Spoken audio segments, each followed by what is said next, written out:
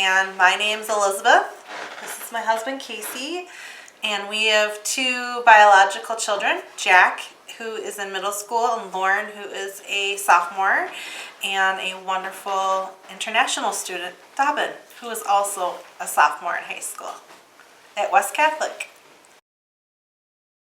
So we have been hosting, this is our second year hosting international students. The first year we hosted a short-term stay student from Spain,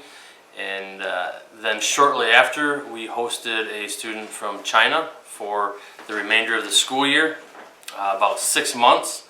And then this year we decided to do it again. We had a good experience, a few challenges, but we had a very good experience, and so we brought on a student from South Korea.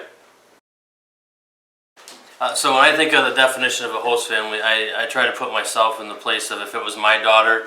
or my son that was traveling somewhere, I would want them to be with a family that treated them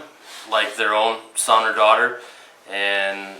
really saw themselves as a host, somebody that's going to take care of them and meet their needs and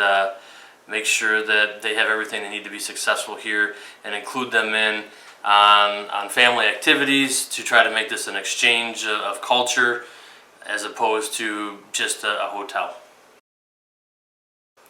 So some of the interesting differences that I noticed was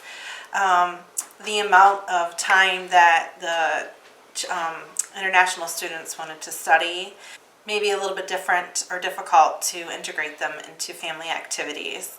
and just to balance that a little bit more. Some different food, cultural different things there too, but it's been lots of fun learning and just talking about the differences.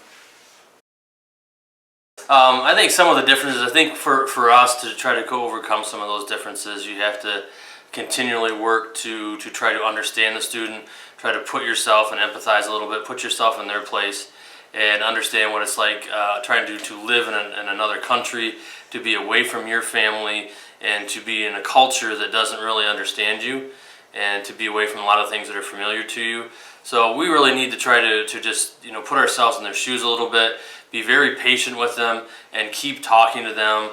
Try to find some common ground, ask them questions, as many questions as you can about